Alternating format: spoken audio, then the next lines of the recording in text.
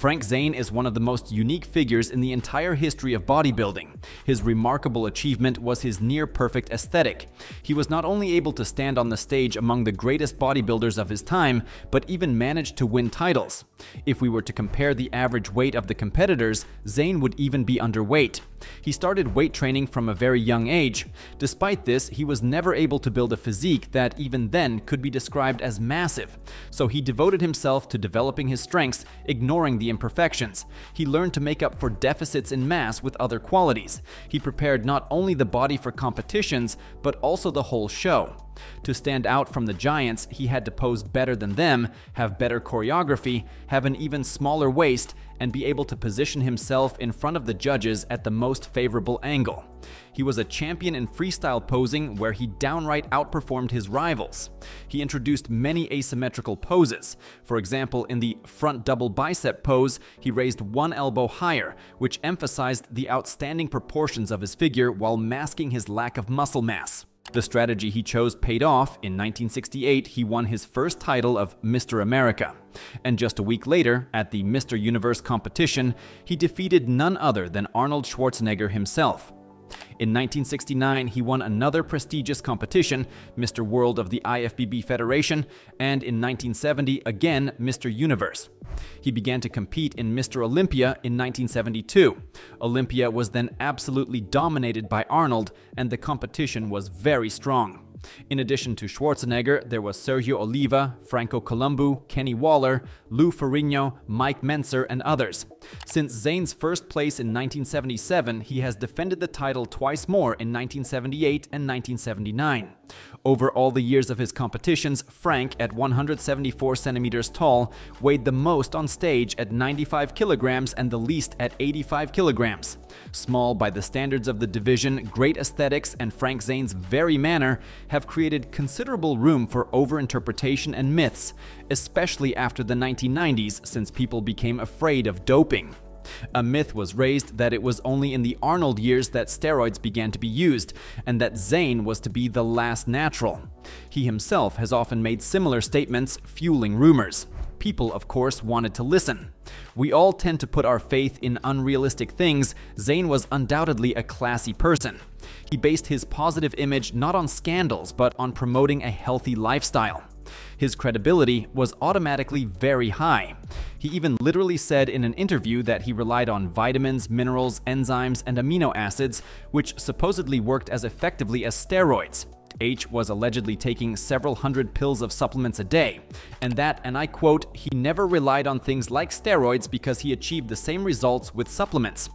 In addition, for the majority of that interview, he emphasized how strongly BCAA-type products work, and he even described arginine or glutamine as too strong and unnecessary.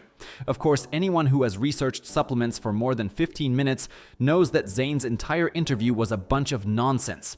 It could only impress the least educated part of the fitness community. During the golden era, Frank Zane even earned the nickname Chemist. He also repeatedly said that getting testosterone and other steroids from a doctor was trivial in those days.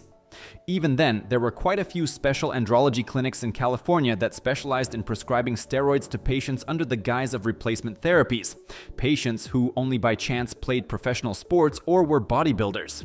In my time, there wasn't much of that. There was Dianabol and Anavar and injectable steroids like Primobolan, Decadurabolin, or testosterone. All we had to do was call the doctor. He said these words after publishing footage of a training session with Mike O'Hearn, the world-famous fake natural. When asked if O'Hearn was clean, he answered very evasively. He stressed that admitting to doping does not work favorably from an image standpoint, which is why no one admits to it. He didn't ask Mike about doping and had no interest in the subject. The Chemist. Zane owes his nickname not so much to his education as to finding pioneering doping solutions. Because he couldn't be the biggest, he learned to make up for it in other aspects. Frank Zane was the first to start using thyroid hormones during fat loss phases, which he kept secret for a long time. He knew that if the thyroid gland started working at increased speed, the body would begin to use fat at an accelerated rate. Imitating Frank Zane in this context may leave you with obesity for the rest of your life. He used the amino acids he emphasized not only in the form we can buy today in a supplement store. It is possible that he also drank them, because after all, the diarrhea he mentioned in his interview had to come from somewhere. However, in his case, the amino acids were administered by bypassing the digestive system. In other words, with a syringe into the bloodstream in the form of a special serum. As a man of many talents, he recorded a lot of his life experiences in the form of poems.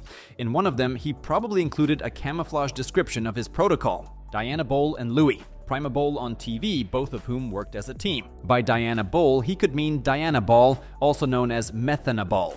Primabole is primobolan, a very popular injectable steroid during the golden era. The TV bowl, on the other hand, is probably testoviron depot or testosterone enanthate. It was used together with primobolan, known for miles around as the best bowlers in town. Primo drove 100 miles a week, combining 15 milligramola bars daily from Diana. Not worried about getting fat, you cannot. Not on that in those days. 100 milligrams of primobolan per week and 15 milligrams of methanabol for breakfast. No reason to worry about being fat. But that was then, this is now. A growing cast of actors share center stage, all playing the same part at the same time. This is how the lyrical subject describes his times. Today, the reality is different. He says that a lot of new powerful products have emerged, used in large doses. I awoke amazed, wondering how. This ridiculous play isn't dying by now. The concluding verse is the author's commentary on the current situation in the world of bodybuilding, which seems to him to be abstract and potentially deadly. I don't know what the agent described in the poem as Louis could be. What I do know is that in the world of online forums and groups dedicated to doping, the doses from Zane's camouflaged protocol may seem ridiculous. I believe that even for the first cycle, young people very often take at least twice what they would need.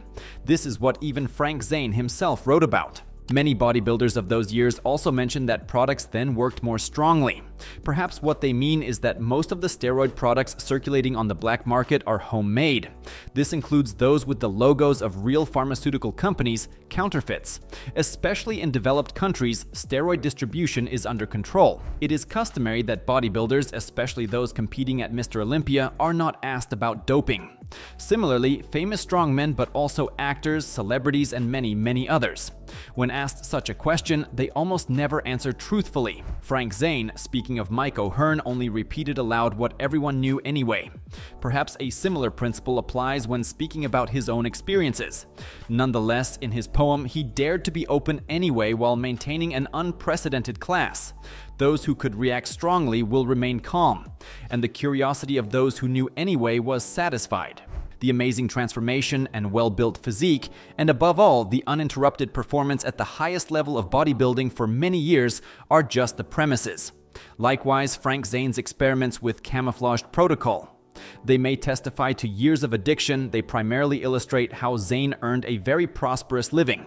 The amino acids his company sells are among the most expensive on the US market. Finally, it's not really relevant at all whether Zane took steroids or not. No one can take away the fact that he has become a true legend of bodybuilding. The musculature and proportions he displayed in his best years, with their perfection unparalleled to this day, created their own canon of male body aesthetics. It's not today's social media influencers, but Frank Zane, the bodybuilder from the golden era, who is the one and true king of aesthetics.